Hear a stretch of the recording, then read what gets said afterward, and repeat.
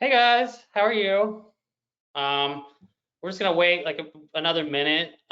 Few more people are gonna join the call, and then we'll get started here. So,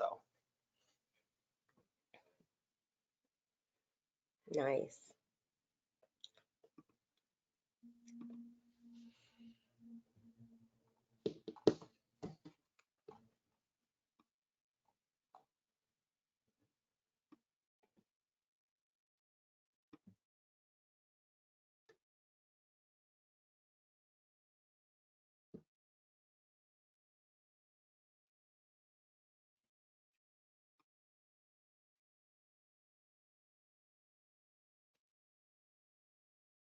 okay, let's get started on this today. Um, before we do, before we get started, I just want to share with you that at Studio Designer, we're set to release our 2022 Design Business Benchmark Report. It's got important information about fee and salaries for designers. There's many firms are in the planning stages for next year, and this report can help your firm make critical business decisions for 2023. I'll shoot a link out with some info in the chat for you on that one. So, all right. This is today's agenda. Pretty like cut and dry for you guys, but just wanted to show it. I'll kind of go over that as we get into it. But yep, my name is Jamie Tomlinson. I'm one of the customer success team leads here at Studio Designer. So that's kind of who I am. We're going to be doing our part 3 of preparing the year end today. So lots to look forward to.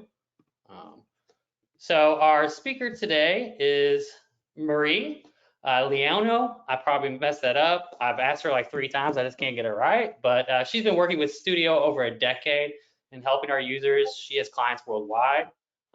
She just started. She has Mareevuitton is the rebranding of Marie's accounting firm business, and it's focusing more on content and training as the best way to maximize efforts and help business owners grow. So. And then also, if you have any questions at the end for the Q&A, she's going to be answering about 15 minutes of questions. Please type them into the dialog box as seen here on the screen, and then we'll do like a 15-minute Q&A. So I'm going to turn it over to her. Give me 1 second here, and we'll get started. So hold on 1 second.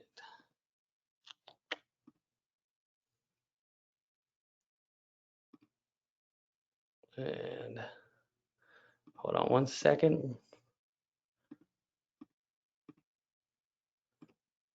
Hey, Marie, you should be good to go. Okay, can everybody see my screen? Good morning, everybody. Not sure, is my screen visible? I don't think so yet. Let me try to change it. It should go now. Okay, awesome. Okay, good morning, everybody. Thank you for joining. Oh, can you? You're good to go, sorry. Okay, good morning, everyone. Thank you for joining my Studio Designer Year-End webinar series, part 3 of 3. For those of you who couldn't attend the last few, you can find the recordings on my YouTube channel, along with other Studio Designer tutorials. Mentorship, accounting, troubleshoot calls, or specific video tutorials are all available through my website, and the information will be shared on the screen at the closing of this webinar. Okay, so by now, I'm sure you're all seeing this big, bright red banner in your studio. Designer accounts. It's warning you about closing the period. And I walked briefly over it the last time, but what I want to point out is I'm gonna dive in and give you more detail on that. Studio allows you to keep 2 accounting years open. So what does this mean to you? Before you ignore this banner, I know that everybody has, texts me or gets worried that something's wrong, right? So there's nothing wrong. I'm going to explain what you need to look for before actually closing. By this time, everybody kind of assumes like, well, I mean, we're so far into 2022. Of course, I can close 2021, right? So, I mean, typically, yes, you can. However, I always like everybody to confirm and retain certain things so you have the proper documentation, okay? So before closing this out, and I will show you where that is. So if you were to ignore it, it would look like that, right? So I'm going to dive into the section where you would close it. So for those of you that have access to it, and I would assume everybody on this call does, it's under accounting and close the year. Okay, but before I do that, so you can see that right now it's going to warn me right here, if I close this, I'm closing 2021. Okay, so most of us will click through, and what that does, okay, is it will close the period. So at the strike of midnight on 12/31, it is going to go ahead and forward into 2023. Yikes. So, you know, for some of you, that may not make a difference. I see people kind of ignore it, but I want to really dive into what this means and what you should be looking for. Okay. So one of the things that I want to always check, and I am going to go ahead and pull up the financials. I took the liberty of pulling them up, and I'll show you how I did that here. Okay, I went ahead and pulled the financials. So this is 2021. These are made up amounts. And what you're looking at here is everything that we would have submitted to our CPA or tax preparer, right? So you would have given that to them at some point, I'm assuming, and you want to make sure that the tax return does in fact tie to the financials that you've pulled. Okay, so does the profit tie to the 2021 tax return for the business? The balance sheet review was covered on the last webinar to prep for tax. So right now, I'm just making sure any adjustments, especially for those of you that aren't a sole prop. Okay, if you list depreciable assets, even on sole props, did you post the depreciation? Okay, don't assume that the CPA didn't have adjustments. Confirm, confirm, confirm, please, guys. I see this happen a lot. And once you close the period, if you touch anything, you have to call studio to reopen that period. You're potentially, you know, changing things after you've given them already to your CPA or tax preparer. Okay, so you don't want to do that. When you touch or tweak anything in a prior period, it changes things from whatever it is they are working on. So you always want to confirm. It happens more often than not. It happens more often than not in these cases. Okay. So lastly, if there are any differences, meaning let's say you did find something that was off, I usually would dig for that and find out why, because you want to document any book to tax difference. You want to make sure that this is noted and properly documented. You want to save any book to tax difference notes with your financials. Your financials are made up of your balance sheet and income statement, balance sheet and P&L. Okay. I don't see that always happening. But it needs to, because that's what the proper documentation is. You would pull the financials, you would keep them with the tax return along with whatever 1099s or tax documents that you have. I typically will also, you know, kind of take that with the everything, payroll tax, sales tax, all of the above. Okay, and so for those of you, I'm going to move this and I'll jump back to the screen later. But for those of you that have already closed that, that's what I want to make sure that you do. Okay, so what that means and what I would plan on doing, because I closed them also, and I will close the period in this case because I know that my financials are good. I just want to walk through so you can actually see that happen. Okay. Actually, I want to make sure. No, I'll pull this. All right. So it's going to warn you. Are you sure you want to close this? Okay. When you do this, it does close that period, meaning you can't post anything into it. Could you change something or redate something that was in that period? Yes, but it would be in only any of the periods that are open. Okay, I want to make sure that that is known. So if you did already close the year, like I'm going to do now, okay, and you can see it is now closed, and you can now see that it jumps forward. So at the stroke of midnight, my system is going to start dating everything in 2023. Okay, so make sure you invoice anything that you want captured in 2022 before you leave for the holidays. At that time, I typically will even cut checks for anything that I want dated in 2022. Okay, it's not the end of the world if you don't, but this is what I want you to know. Studio dates everything in real time. So at the stroke of midnight, like I said, it will date everything in 2023. Now, could you go back and change things? I mean, you can. What this means to you is that everything, even if you do backdate the system, and I'm not going to do that. I mean, I guess I could show you on the screen real quick. The way you would do that, and this is something that I usually share with accountants, is you're going to go in here and you can backdate. I did that when I was working on this webinar series. Okay, so even though that is dated 11/1, if I created an invoice, it still dates it for today's date. So I took that out. You can see now that it's gone. Okay, so that is what's happening. So when you invoice anything, and I'm going to just hop over to invoices over here. I did a bunch of invoicing, and you can see that these ones are in fact dated because I did them on that date. But if I were to do that now, you can, the date of the invoice will be the date that the system is dating things. So if you are in the next year, what then has to happen, and I will show you, I'm going to take this invoice 300021. Okay, and I'm just going to pull that up in the general ledger. Get out of that. Where's it? Okay. I want to show you something. So you don't see this, but when you invoice your client, okay, and this is the last step of anything that you do have to invoice the item or items in Studio, because that is when the system recognizes the income or expenses, okay?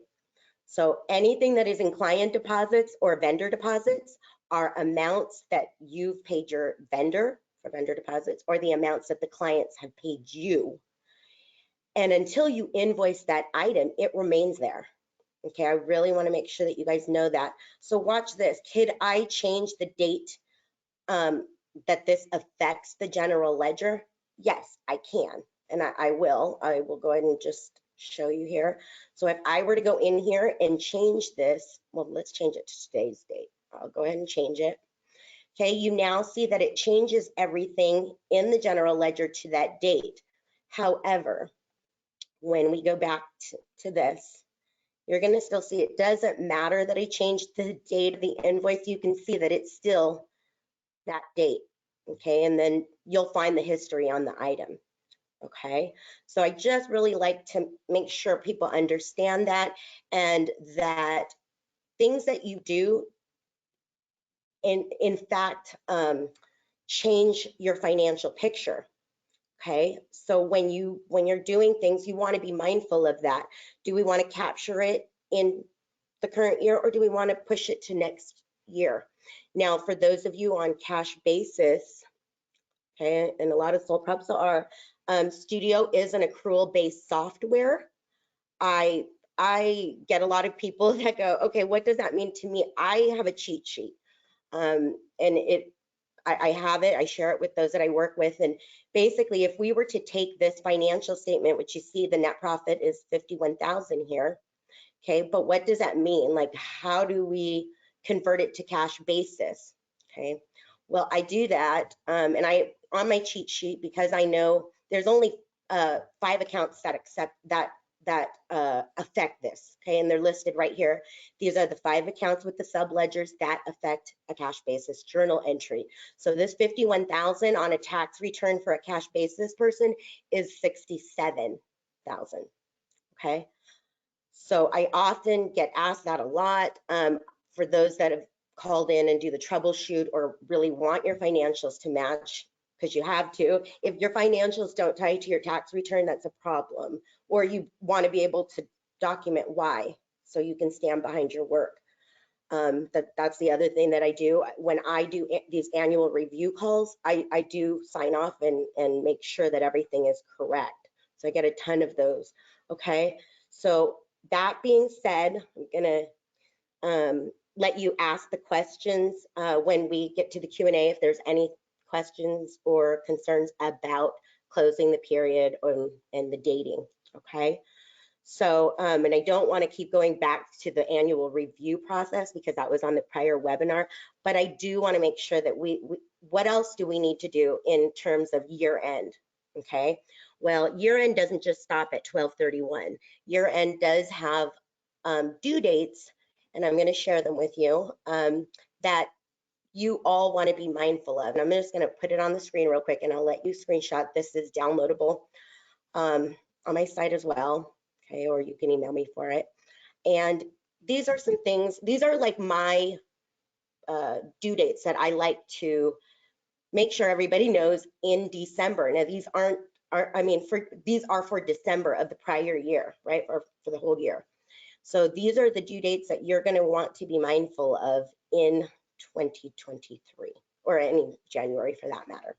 Okay, so you want to make sure that these cash basis journal entries, when applicable, are done and that nothing changes, because I've even done cash basis journal entries and I save everything. If you've talked to me, you know that I save notes, I send you screenshots, I share that with you just to make sure that, you know, we have the proper documentation, because my thing is documentation, because what happens when I work with people, especially when there's a lot of hands in the cookie jar, you want to really make sure that nothing changes, okay? Accounting is typically the last people to know in a big financial structure. You know, we find out after the fact. So really make sure that those are in fact correct.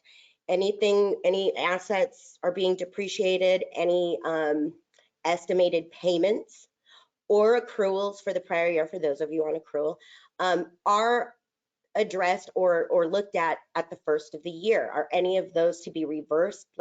Like for those of you that pay January's rent, typically people will cut that check before they go off on vacation or for the holidays. So I would want to date that in 2023 if that was the case, or make it a prepaid, you know, and clear it, because you don't want to count it as like a 13th month rent payment for the year. That's what happens if you don't date that. Then you'd be short the following year and wonder why you're not getting it claimed. Okay, knowing the ins and outs of the financial statement, you know, is something that I really try to stress to everybody. You know, it's not rocket science, but it's the bottom line of your business, so it matters. Okay, and if I'm not expecting everybody to be an accountant, because there's no shortage of work for me. However, I like everybody that I work with or know to just understand the very basics, okay? So if there's any questions about what I've said here on this, these notes, be sure to ask them in the Q&A.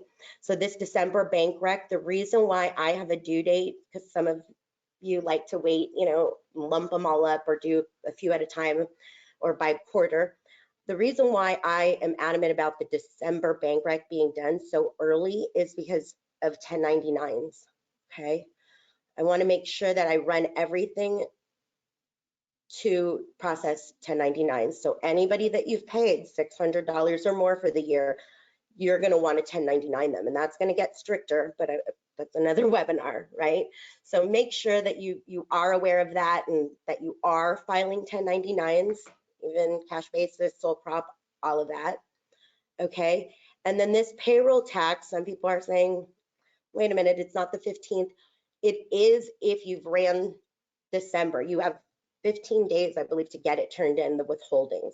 So if for those of you that have employees and you're withholding payroll tax, this is that due date. Otherwise, you're going to be at the end of the month. Okay.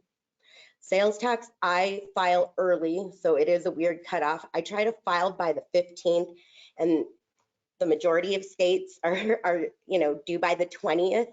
I know Florida will make you, it takes a couple days, so you want to file that by the 18th, but there are a lot of rules.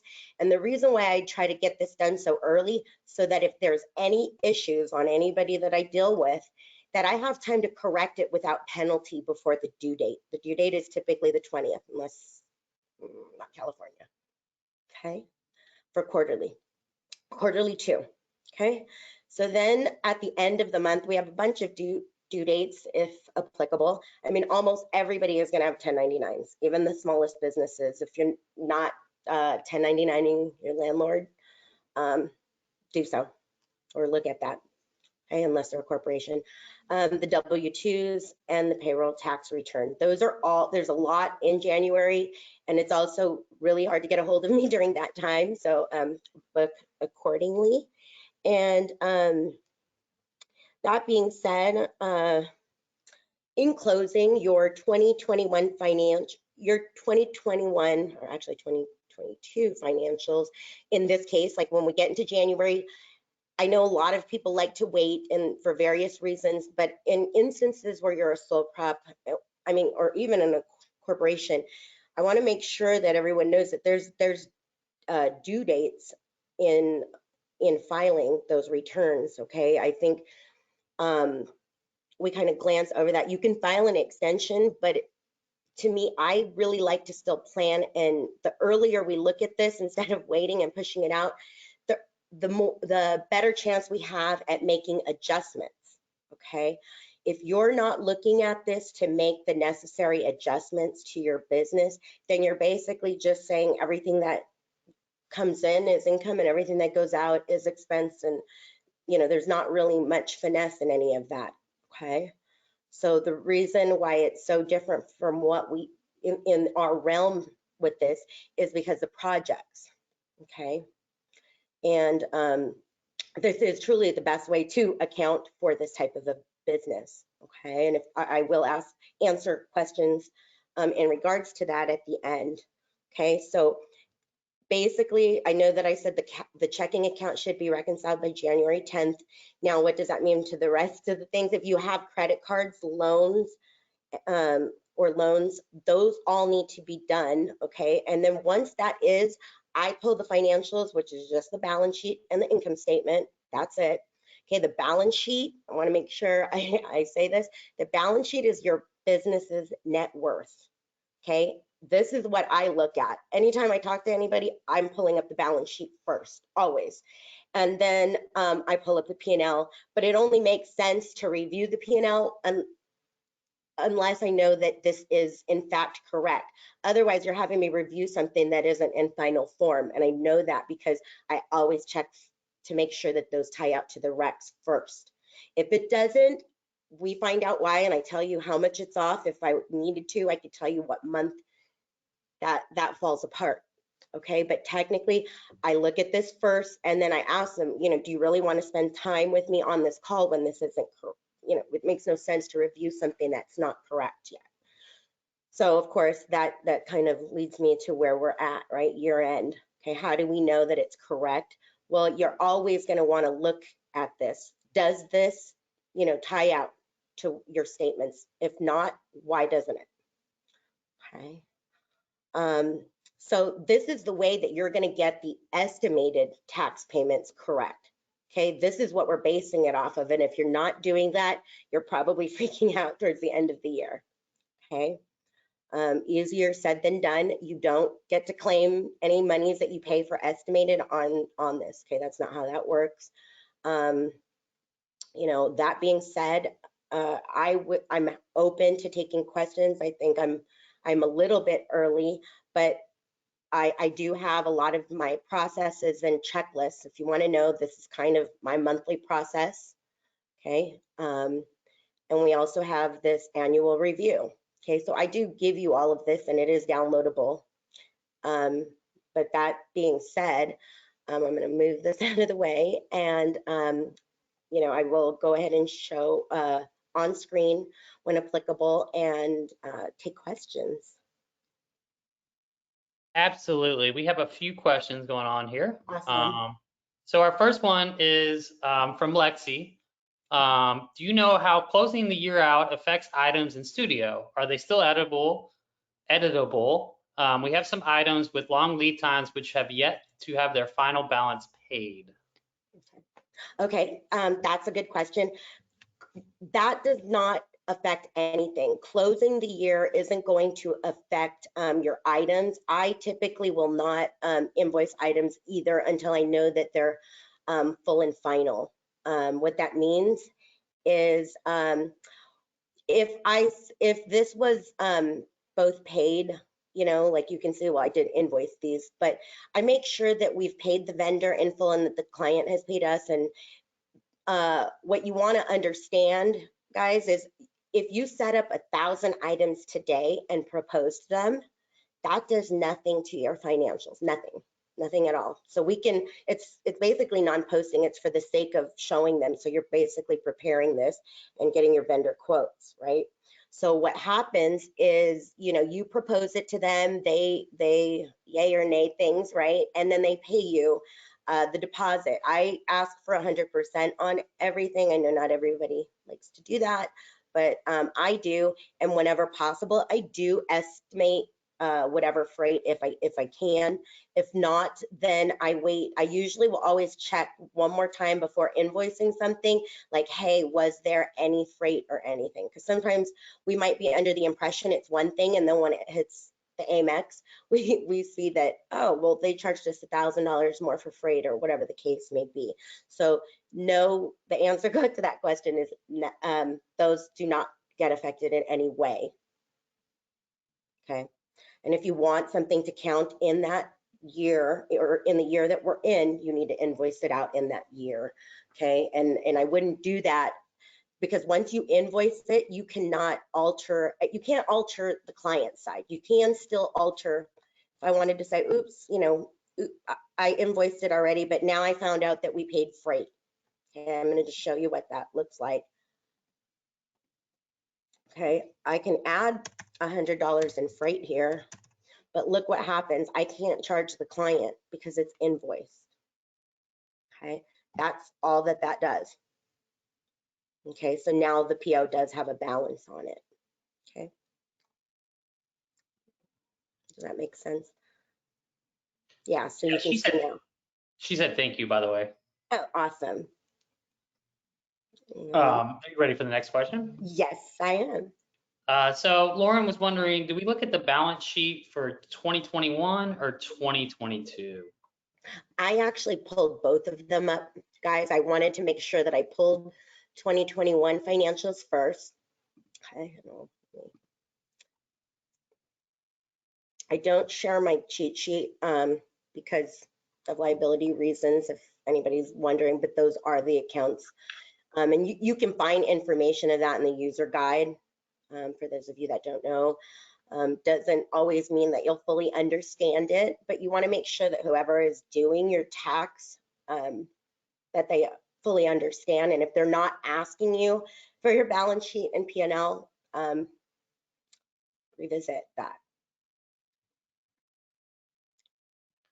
Perfect. Does anybody else have any questions? We have quite a bit of time, so Okay. we're happy to answer them if you put them in the question box here. And I also want to, I'm gonna go ahead and open this up one more time. So when I pulled the 2023, I'm actually gonna pull it so I can do a side-by-side for you. And I did this in the last one, and I think this kind of helps. I do this with a lot of people. I'm gonna go ahead and pull it for this year. I'm not gonna include the sub-accounts. So I'm gonna pull this balance sheet up for the year. I know that the year's not over yet. This is what it looks like for 2022. And so you can see we made more here. And I'm going to pull up the income statement so you can do the side. I can do the side by side and show you.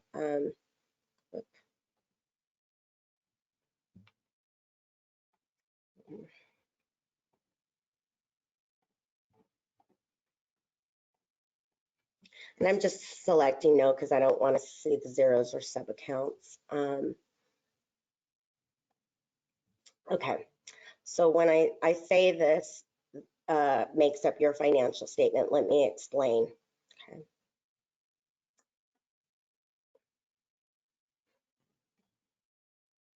So when we're looking at business, okay, everybody likes to live on the income statement, and I live on the balance sheet.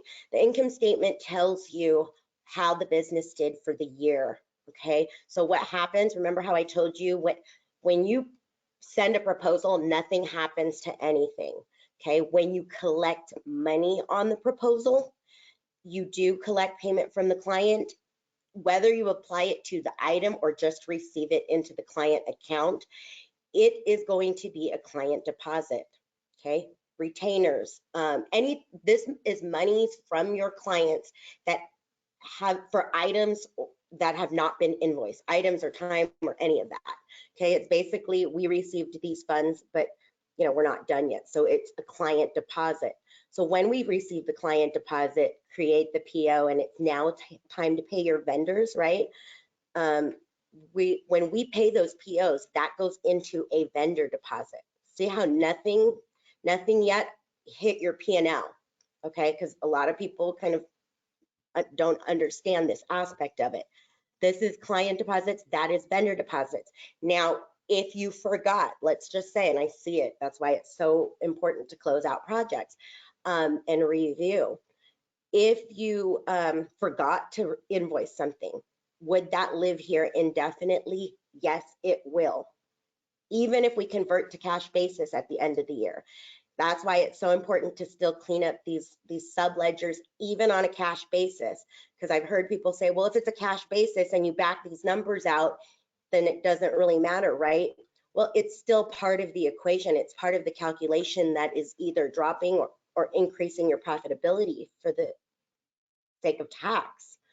Okay, so then what happens when you invoice, when I redated that in the general ledger, when I redated that in the general ledger, like I said, invoices, you can't change the date, but all I did was redate it. And when you redate things, I don't think we're really that careful or concerned when we're going through the year, right? If you invoice it in October versus September, that's just going to change sales tax. But what I'm getting at is if you don't invoice at the end of the year, it matters because of the jump in the tax year.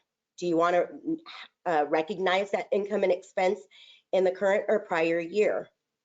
Okay, that's all that it means. So when you invoice that, the amount that's in vendor deposit for that item goes down here to the applicable cost of sales. When you click invoice, it takes the vendor deposit and throws it into the cost of sales account based on the sales code.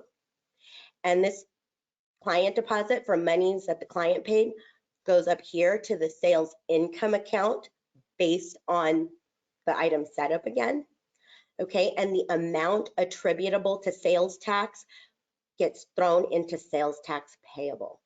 Okay, that is what happens behind the scenes when you click invoice. Most of us don't see it, but that's what happens. Now, if you didn't pay the vendor in full, which it would be odd because for me, I like to make sure before I invoice the client that I've paid everything and I know that that's the final number. I'm personally or with my clients, I don't like to eat costs. I'm a big believer in that. And if you're not asking for 100%, for me, I mean, you're kind of, unless cash flow is not an issue, then I guess it might not matter, but you're basically giving them a loan to do their project. So that's my blip on that. And if you do have any tax payments, I want to also make sure that when business owners or anybody that's making estimated tax payments, you're not coding it to tax because it's not a deductible expense. It's typically shown as a prepaid asset. So, if anybody has questions on that either. But that being said, that's the normal flow of everything. So see how this one right here has an estimated amount? That seems relatively high. I always want to make sure to check that. I will always say, just to confirm, and I make sure that it's shown like this. So that way the CPA knows to take that. Like make sure that you show on the tax return that we've paid $60,000. And if that number does not seem right to you, I always double check the general ledger. Like 60,000 seems kind of high, but let me double check that. So I just go in here. And I want to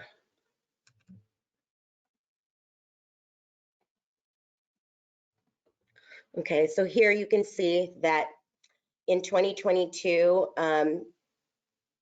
actually there's 10,500 that should have been reclassed.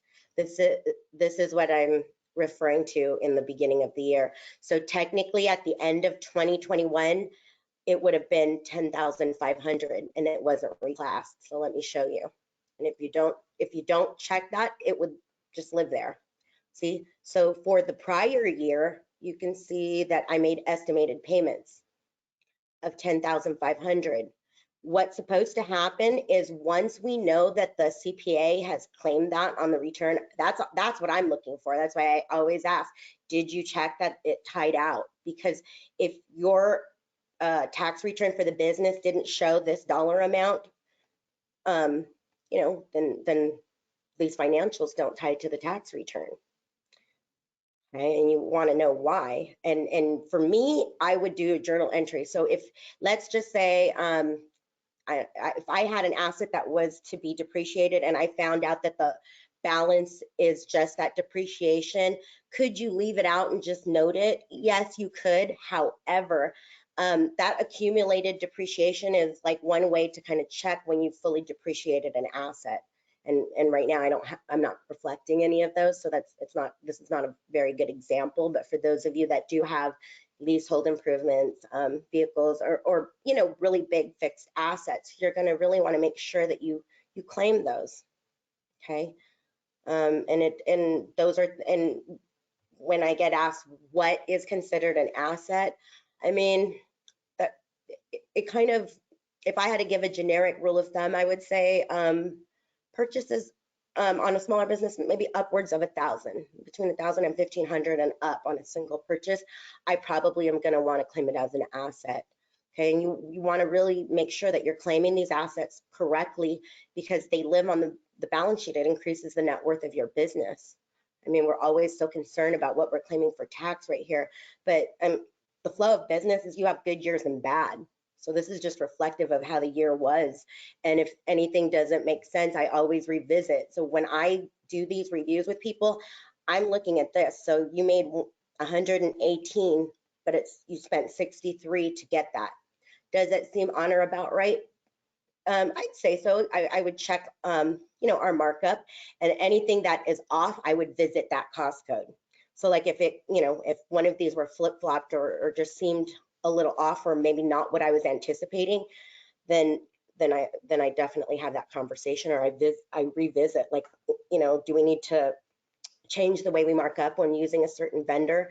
I don't use the same markup all across the board. In those instances, people that have labor and service providers, or your fabricators, you can probably go higher if you have a good rapport with them and all that. So if you're not visiting this to make adjustments, then you're basically just balancing a checkbook. So I mean, it's kind of odd to say it that way, but I really try to make sure you understand this flow, because this is basically what you would show to sell or insure your business. Okay, and maybe it doesn't matter, but when you're a single person or a sole prop, but when you get partners or choose to sell it or want to pass this down or want to close your doors even, this is where I'm going. So if you basically liquidated everything that was an asset, collected every penny due to your business, cashed out the checking and any other accounts that you have, paid off all the people that you owe, which would be, the vendors in process and all of that good stuff, your credit cards and sales tax payable, any loans or anything else that would be due. If you had payroll taxes and stuff, that would be here as well. So at the end of the day, when you do that, liquidate this, pay off this, what you have in your hand is what the business is worth. Okay, so think about that, and I'll let that sit with you for a little bit. And it all boils down to this, yet this is a piece that will let anybody set up for us, right? This is your overall financial picture. I see businesses do this and wonder why they're failing. We're not reviewing this to make changes. Like I said, we're just operating and hoping for the best. Like I like for people to understand this and at least know when you're paying somebody to maintain this for you, how do you know that they're doing it correctly? I mean, that's why I'm so big on the way that I document, because that's literally all you have in your defense. Like that's my only proof that, well, when I talked to you on this date, it was correct and this is what it showed. Okay, so if there's any questions in terms of that, definitely let me know. I mean, I thought that this process would take a little bit longer, or there would be more questions. I don't know if Yeah, we got a few more questions. okay. I just didn't know if you were done with the last one, so I wasn't trying to cut you. Okay. So just a real quick follow-up to Lauren's question from earlier. So we should, and I think it'll be pretty quick. So we should Yeah. give our tax professional the balance sheet income statement as of 12/31/22, correct? Assuming that all of that was in fact correct, like you did the bank recs, you know, you've reviewed this and it makes sense, then yes, those are the two pieces of information that you would give them.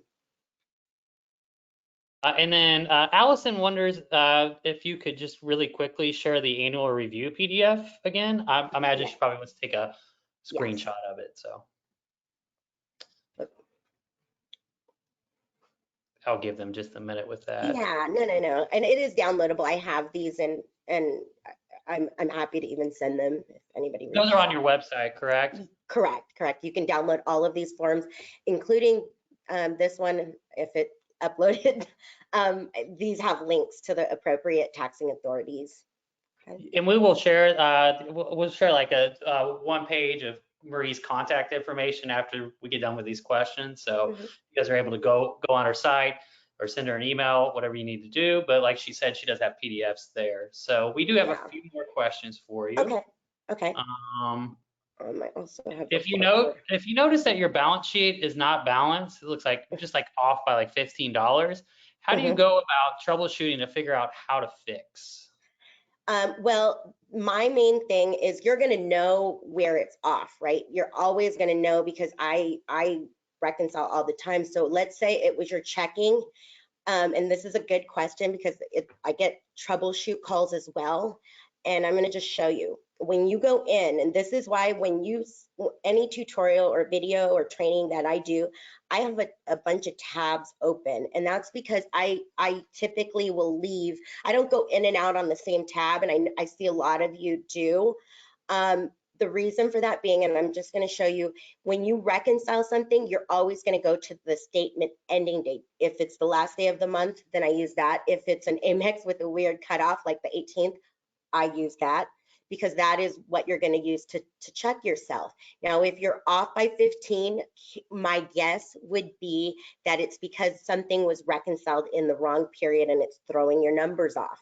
Okay, I always check the outstanding rec reports. If you are not saving your reconciliation reports with the bank statement, you need to be. Okay, because that's your proof, and that's really where I'll ask for that when you're off. But where you would check that is take a wild stab at going into the general ledger and try filtering first for the $15. And if you do find it, and I'm just gonna see if I can, I don't know that I have anything that's of that amount, but let me show you. I'm just gonna do a cash disbursement. Okay, so for instance, okay, let me just find one that we could do. If you were looking at this and you wanted to open it up, it will show you the reconciled date right here. Chances are it has the wrong, you'll find something that's $15 and it just has the wrong date. You're going to go in there and reconcile it on the correct date. That's usually what the biggest troubleshoot is. Okay. Awesome. So next one, are you able to close out a project with open invoices? Yes, you can. I wouldn't make the items inactive, but yeah, if you were to close an item and there was a balance due on something, let me see if I have anything with the balance due. No, I don't. But yeah, if you close out a project and let's just say like for instance, this one, if I didn't invoice it out and I added that $100, let's say, and I went ahead and billed the client, it would have added here and it would have shown a balance or whatever markup. Okay, so that would remain open and it's just an AR. Technically the project is closed, but I don't put away that item and I actually wait. But once it's invoiced, then yeah, I technically can run reports and look at profitability at that point. Okay. Perfect. So really, I think this one will take just a quick second. Okay. Would love to understand more how to reach the financial dashboard. Well, the financial dashboard that I do, and you can change this around how you want to meet your needs. So those of you that have, multiple logins, and a lot of my people do, my dashboard on different people's Studio looks different. Like Studio gives me a different login for those of you that pay to have one for me on your account. That's mine will look completely different, but you can customize this. I apologize. I think they meant read. They just wrote in again. They're like, not reach it, but read it. Sorry. Read say it again. What was the question? Read. They meant read the financial dashboard, not reach. They made a typo apparently. Okay. Well, this is where my financial dashboard, unless are they referring to a different section? Is this not the page that they're referring to? I'm not quite positive. He said he or she. I'm not quite positive. Never mind. Hers looks different. So looks like yours might be set up specifically to you. And you guys can too. You guys can set this up. Like if I know that those of you that have, staff, this may look a little different. If there's sections missing, it's contingent upon the type of Studio account that that person has access to. So another thing on that is when I save templates, like I save a lot of templates and I have a lot of report parameters. So if you need information that's not within your Studio, you can make those reports or tweak the all existing reports to be whatever you wanted it to be, but those are saved on each login. So sometimes, you might swear you saved something. We'll check the login credentials because you might have saved it on a different account. But yeah, Perfect. you can. Yeah, I think they're actually referring to where you click accounting and then hit dashboard in that specific area. I don't know if this will be a little off topic from what we're doing. I think it can tie in though. Yeah, no, you can you can make this be anything you wanted it to be. I typically don't look at it in this fashion. However, I mean, I don't think there's anything wrong with it. I like to see it in financial statement form because this doesn't do a lot for me. That's just me personally, but anybody that wants it to look a certain way, like I know some owners, they don't care about anything else, but especially when we have a team doing a lot of this stuff, but maybe every time they log in, they want to see certain things. I tweak this for that, or I make them a special report. So then they know they just go to their report and they just are looking at the things that affect them in their, their realm or their work life, and then that's kind of, it eliminates the need to kind of go back and forth with each other.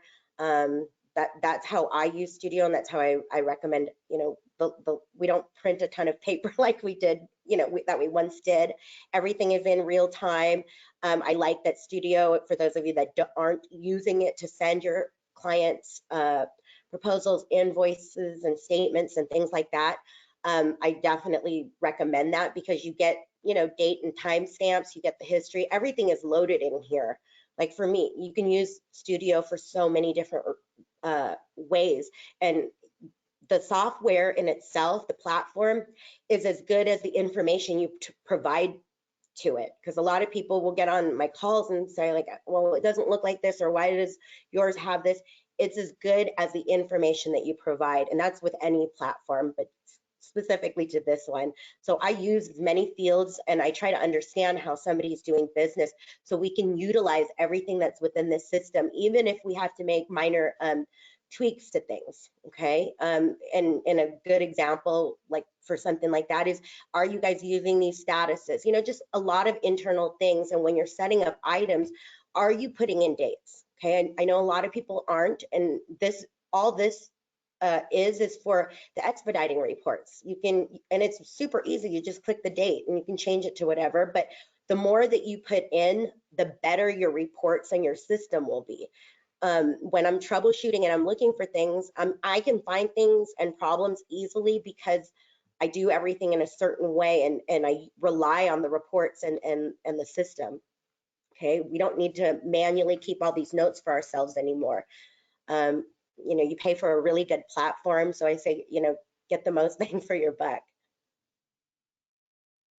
Perfect. Great answer. This one's, I really like this question. We got about 10 minutes left, by the way, but Okay. I really like this question. What should a project manager worry about when closing the year? For example, a project manager that doesn't handle CPA responsibilities, what should they be looking for? Okay, good question. And for me, I like to look at profitability. Let's see. So this one right here, this is an internal report, and I label it as such because that makes I want to make sure nobody shares it with anybody else. So I mean, you can create different reports. I like ones that, well, this one doesn't have it, but I typically like them to show me if it's invoiced or not, so I know where we stand. This probably isn't the best report, but what I like about this one, and I'll open it up for you. You can always tweak it and add more things to it. But what I like about this is I can get the totals. I know what we bought it for. I know what we're selling it for. I can see exactly where we are or aren't making a profit. And down here, you can see if there's funds available in their account, or there are office expenses like postage, or maybe you went out to coffee or whatever the case may be. That doesn't always mean that we've billed them for it. It just, I like to track everything. Okay. Perfect. Great answer too. Here's another question from Norma. How do you close out a project? What steps other than invoicing is required, if any? Okay, well, primarily I look to make sure that everything is invoiced, and I do run the profitability. I like to, you know, for those that pay out commissions, I'll never pay any commission, nor will I return any retainer or portion of funds until we've done a review of the project. Like, I want to make for certain that they do not owe any balances, and everything, you know, is kind of prettied up and neat and clean. And when I say that, I'm just gonna show you on from the item screen. Typically, I will look at it like this, and I'll pull the reports and I'll review them. But I also like to see it like this. And in this case, so we have everything that's for this project. I want to make sure that things are all invoiced, and you can see that there's something that wasn't, and it's this item here. So I might go back here and I might say, okay, well, why didn't we invoice? And this is a good one. It says may not be permanent. So I kind of look and check if there's notes, and if there's not, it usually tells me like, hey, we bought this. Are they, you know, it seems like they're taking it. I just double check one more time because I know that they've paid for it. But if we didn't invoice it and it said might not be permanent, I try to use the notes as best as I can, and we document everything. So if for some reason I found out and they said, yeah, they're going to return it, right now, I would then go ahead and take this and process the return. Okay, so I wouldn't leave it like that and say, oh, okay, well then it's done. I'm just going to take their money off of it. That is not fully processing it. I like to have everything in Studio reflect everything as it happened. So like in cases where I've seen where like maybe somebody bought a ton of bedding and then got like a coupon and said, oh, darn, I should have used this. And you know, when you spend 20% of, you know, thousands of dollars, it adds up. So for that, I would have shown it as the normal, you know, full price, because that's what we paid for it. But then I would have gone back in and adjusted to make it show up that we were waiting for a refund, so that way we can, you know, post that correctly. Everything needs to be processed fully in the system. And in this case, I would see a lot of people kind of just take the money out. Like I said, you would invoice it out. And then when you invoice something out, guys, I want to show you. only when you invoice something out will you open the item and see how it says create credit invoice. That means we're going to process a return. That means you've had to have invoiced it. If you look at the other one that we didn't invoice, I can't say create credit. And you like to see that because clients like to say, well, are you sure I didn't pay that? I'm pretty sure I paid that.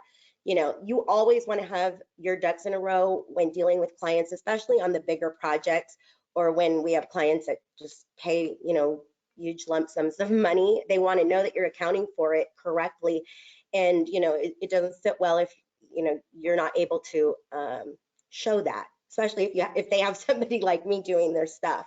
I'm going to question and nitpick everything down to what is and isn't taxable, which is a whole nother webinar and one that I'm really wanting to do. So I will put out information on sales tax and everything in our world in regards to that. But I think that's all we have time for today. Are there any other questions? Yeah, I'm just going to grab one of the quick ones. Jill wanted to know on your website, where did you find the downloadables? They're And probably thank you uploaded. for providing them, by the way. So. No worries at all. It is what I like to do, you guys. There's no shortage of work for me. So my thing is I like to make our calls as useful and time efficient as possible. So that's the whole reason why I'm trying to put out content. I'm doing the same calls and same troubleshoot. So encourages me to do content or information on it to reach the masses, and that's just going to be what I continue to do. It's just that this time of year it gets really hectic for me, and every time we do a webinar I'll get an influx, so sit tight and bear with me as I get to all of those. I do respond to every single inquiry myself, so I appreciate those of you that reach out and follow up with me. I've had some really great partnerships based on that. So thank you. And I'm just going to go ahead and share like that information for you here. So there's her website's up there and her email address to reach Marie. And then, of course, you can contact us here at Studio Designer by using the email, chat, or phone functions for you guys. So yeah. I'll give you just a minute with that. And Marie, thank you so much for taking your time with us today. Thank you all so much. I appreciate the time that you took out of your busy schedules. I look forward to meeting and talking with you all. If you have any type of request or something that you'd like to see, definitely shoot me an email and I add it to my little list. It's never ending, and I will get to creating hopefully before the end of the year. Perfect. Well, guys, that about wraps us up. We appreciate you coming today, and we'll see you next week, hopefully for the next webinar we have. And Marie, once again, thank you so much for doing this for us. Thank you, guys. Have a good one. Happy holidays.